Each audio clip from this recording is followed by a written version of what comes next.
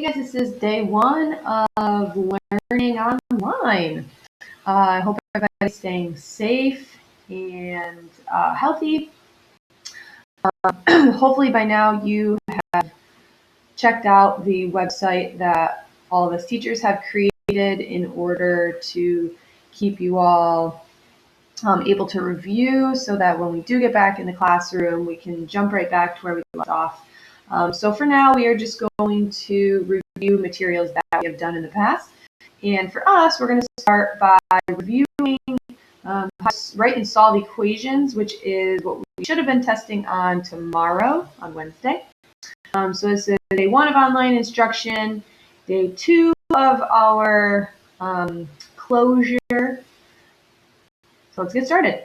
So so if you got to this point, then you should have found the review that I have given to you guys. So we can go over that after as well. So what you guys should have done is you should have found my Google Slides. I will be posting this video on that Google slide, and daily it would be great if you could check in. I'm not going to give you guys a ridiculous amount of stuff to watch, but I do want you guys to keep doing math every day or every other day, whatever you can find the time to. I know everybody has different circumstances, but again, we don't want to fall too far behind, and at least we can stay sharp with the stuff that we currently know. So on the first page of this packet that I gave you guys, I have just this nice little diagram of when you're trying to break down word problems, what a lot of these words might mean. One thing I would add is to multiplication. I told you guys we always use that word each, so I did want you to add that.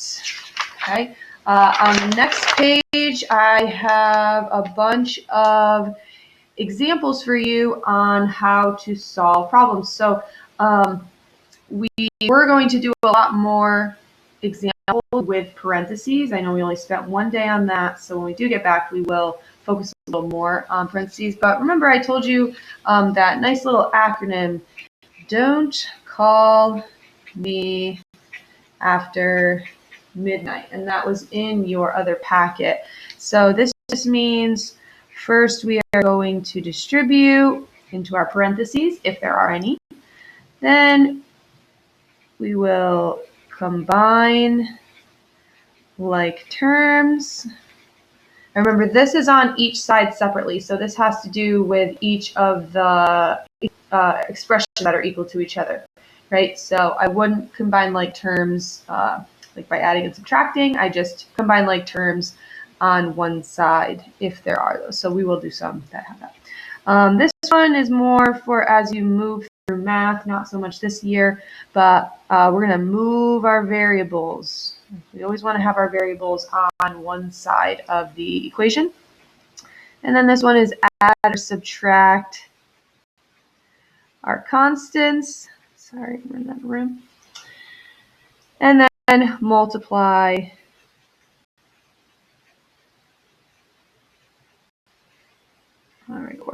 or divide our coefficients. So that's just something that works every single time. You won't have to use that step every single time, but when we do have some more challenging ones, that is how you should do that. Okay, so let's get started with some review. So for the first page, there are a couple multiple choice questions. It's really important that you see all the different ways that they could ask you a multiple choice question. And I did mention how sometimes they do this. I think you guys would love these even more because most of you can look at a problem and you can figure it out by using your calculator. Some of these are just a little bit dull, so I'm going to these are division symbols, some of these. Division. And I do apologize if it is a little bit hard to see. I'm just using what I've got. Okay, so Bob buys eggs and potatoes at the store. He pays a total of $25.92. I'll circle that. I'm going to box total. Okay, he pays $2.57 for the eggs, and then he pays $5 or he buys 5 bags of potatoes. So I'm just going to circle 5 bags, and then each cost. So remember, this right here is showing me that this is my X value. Okay. So personally, this one is even easier for you guys. So if it were me, what I would be doing is I would be writing equals $25.92. He only bought eggs once, so that would be $2.57. And then 5 bags of potatoes, we don't know the cost, so that's our X. So 5 times X. So this would be my equation, okay? As you can see, none of those answers are there. So now what I want you to do is think about it logically, okay? Bob pays $25.92. So I'm starting with $25.92. Okay. Now I want to subtract 257 to see how much I will have left. Now, if I just divide by 5 at the end, okay, so this would be my X equals. If I just divide by 5 at the end, order of operations tells me I should do this and then this. That's not what I want. I want to subtract 257 from the total first. So I need to make sure that I put parentheses around that. So I did mention last week that this is an appropriate response, even for like a 2-point response. You guys can definitely do it that way, but you have to remember to put those parentheses in, or else you're not going to get credit for that. Okay, so let's try another one. So Ms. Garland bought X number of shirts. I'll circle that. For the new members of her chorus. The cost for X number of shirts, including $3.99 shipping, was $77.49. Each shirt cost $25.25. There are no sales tax. Okay, I know some of you guys would probably mention, oh, where's sales tax? So we want to find which of these could be used.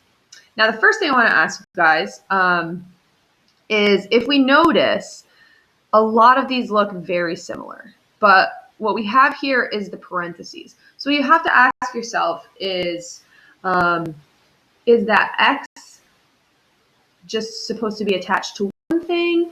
Are multiple things being multiplied? Really think about it, but don't overthink it. Okay. So if we look, it says was $77.49. So this is representing the total. So as we always do, let's write our total on the right side of our equation. And if you notice, that doesn't help us out. Remember, always try to get rid of anything as we go through. Okay. So the next thing we're going to do is I want to see, so it says each shirt. Now shipping, I don't know if you guys know about shipping, so it's good that we've come across this, because this is a state test question. All of these are state test questions from the past. You know how to use those. So the most important thing is, if you guys, the more of these that I have you guys do, the more prone you are to possibly finding some words, even some vocabulary that you didn't know. So shipping, you usually only pay one flat shipping rate for your entire order. So this shipping rate is not going to be multiplied by anything. It's just going to be added at the end. And each shirt is $12.25, so that needs to be attached to the X. Okay, so my answer is going to be D. Okay, we don't have to solve anything, so we can move right on. Since we are in this type of situation, if you guys did want to solve some of these, and email me, or however you can text me on your mind, you guys can try more than I'm giving you, and then I would be happy to check any extra stuff that you guys do. Okay, Mr. Santino, a total. Okay, we're going to do that because that represents an equal sign, right? So a total of 406 forks for his restaurant. All right, so let's write that total on the right side. He currently has 278 forks. So that's what we would subtract first. So let's put that on the other side, and we're going to add it to what we need. Okay, so this is what we have versus what we need. Okay. So now it says each set, it's going to have some sort of multiplication, has 12 forks. So if each set has 12 forks, what is the minimum number of sets you should buy? Okay, so each is going to have a 12x.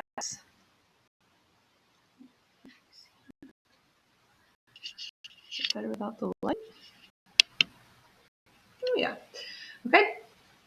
So 12x plus 278. So now we do have to solve this. Okay. So again, don't call me after midnight. There are no parentheses, so I don't have to distribute. There are not like terms on either side. I don't have variables on the other side. So I'm just going to do a nice two-step equation. So I'm going to add or subtract. I have that it's adding 278. So to undo that operation, I will subtract. So I get 12x is equal to 128. Remember, always check my math. Okay, and then, so we did that. So now, or I know we usually do a check mark, sorry. So now we're going to multiply or divide. So we're multiply both, or divide, sorry, both sides by 12. So x is equal to, so I did this, I got 10.6 repeating. Now I don't know about you, but you cannot buy, 2/3 of a box of forks. So we are going to have to buy 11 boxes. So we'll round up to 11 boxes so that we have enough forks, since he did say he wants a minimum number of forks. Okay, a couple things I want to point out. So if you notice, 128 is here, 12 is here because it says 12. I couldn't for the life of me figure out what 140 is. Maybe if you divide. I don't know.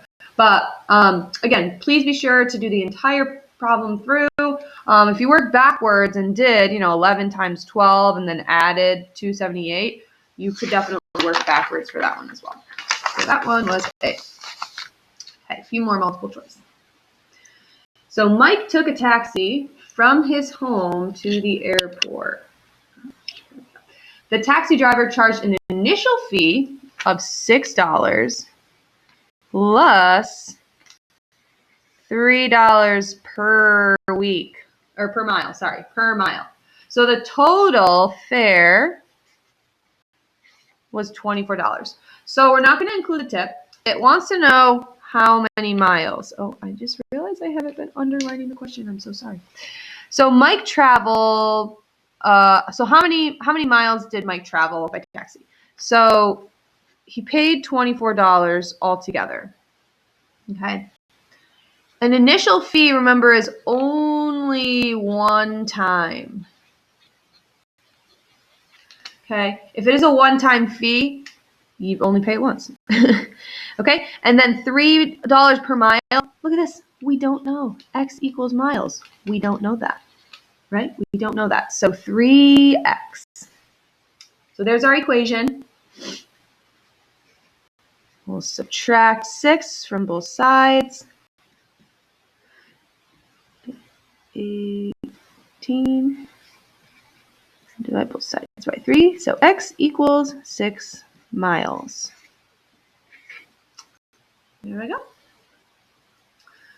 Okay, number 5, I think, is the trickiest. Not unreasonable, but it definitely is tricky. So let's take it slow. So when Keisha installed a fence along the 200 feet perimeter. Okay, remember, perimeter is adding all sides. Adding all sides. If it's a rectangle, we know the opposite sides are going to be the same as each other. Okay. She would like to know, so she used X to represent the length of the gate. So this side right here. So Now, this is something we haven't done before, which is why I put it on the review. But since we're not together, let's go over this a little more in depth. So if you see this portion of like this whole side is x. This little baby portion is 60. So this is going to be x plus 60. And then x plus 60 on that side. Now that we have that, we are going to find the perimeter. So you have a couple options. They were told you can add up all the sides, or you do like 2 times with plus 2 times. Like, we're just going to add everything up. Okay. So I'm going to say x plus 60 plus x plus 60. So these are all different sides, right? Plus 30 plus 30. The entire perimeter should be 120.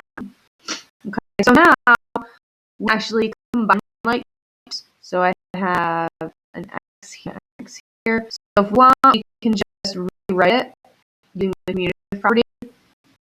So I'll do that just to alleviate your confusion. Okay. Oh, I'm so sorry. Perimeter is 200. That's not up here. Okay. So now we combine like terms. So x plus x, remember the like 1, right? So 2x plus 60, and 60 is 120 and 51. 80 equals 200. Now we choose that equation. So subtract 80, subtract 180, and 2x equals 20, divide. So x equals 10. What was the value of x? X equals 10. Here you always reread it. Nor it doesn't say what is the whole length of the side backyard. Then I would want you to add it to the 60. Just to work for that. Okay. Again, these are multiple choice, so you wouldn't have to show your work on state tests, but I do like to just make sure to give you that one solid way to do this. All right, next one. So next thing we're going to do is we are going to do a two-step equation. It's easy. So let's subtract first. Okay. Here's where it's very important. You know, other teachers may get my say this. Please be careful if you are going to try to do this in your head. Remember, this is a decimal. So really, if you were doing it in your head, you'd have to line up the decimal and do it that way. Please use your calculator. Okay. So this should be 208.8. Okay. Let's divide both sides by 0.5. Our fractions are not scary. Just use that calculator. Okay. So for some 17.6. If you do not get the right answer when you guys are doing multiple choice, please retry. Remember, why do a check? So the next thing about me teaching you how to do a check is if you wanted to, if you really forgot how to solve equations, substitute it in and see which one makes that equal 287. Okay, that's a testing strategy as well. Okay. All right. Last two. Sorry, this video is a little bit long. We had a little intro. Okay, so this is basically impossible to read. I'm so sorry. I will read it to you, so just listen. Mr. Hernandez has $100 to spend on parking and admission to the zoo. The parking will cost $7, and the admission ticket will cost $15 per person. Okay, so 15 is definitely having access to it, including tax. So we don't have to do that separate, included. So we are going to write in the equation. Now, notice how this is right in the equation. You cannot just do the math on the side. I'm sure some of you will be like, I'm just going to subtract 7, divide 50 1.5, bing, bang, boom. Okay, true. That is, those are steps you're going to do, but you have to write and solve the equation or you will not get full credit. And that's not just from me, that's from the state too. Okay, so you want to write and solve equation that can be used to determine the number of people that you can bring to the zoo. Okay, so X equals people. All right. So we have $100, no more, no less. Okay. We're going to pay a one-time fee of $7 for parking. We only have one car. We all came together, and then each person has to pay $15.50. Okay. So again, opposite addition is subtraction. So let's subtract 7 from both sides. So I get 15.5x is equal to 93. This is multiplication, so the opposite would be to divide by 15.5. Remember, the whole goal when you're solving these is to, I believe that is 6 people. I'll check that though. The whole goal of this is to get x by itself, guys. So please make sure that you're getting x by itself. Okay? Yeah, 6 people. Okay, so 6 people. That's all she can afford. Okay, last one. Woo, almost done. Okay, again, sorry that you can't really see this very well. I tried to maybe the light will be. Okay, Mario is setting up a new tent during a camping trip. The tent came with 7 feet of rope. Okay, so it came with 7 feet of rope. The instructions are to use 34.5 inches of rope to tie the tarp on top. Then the remaining rope should be cut into 8 1/4-inch sections to tie the tent. Mario will use all the rope as instructed, so we're going to write and solve an equation to determine the number of sections. So we're going to say x equals section. Now, a couple things that I noticed. Okay, over here we got feet. Over here we got inches. So first, let's figure out what 7 feet equals. Right. So 7 feet we need to multiply by 12, right? So 1 foot equals 12 inches. So we're going to multiply this by 12, and we'll get 84 inches.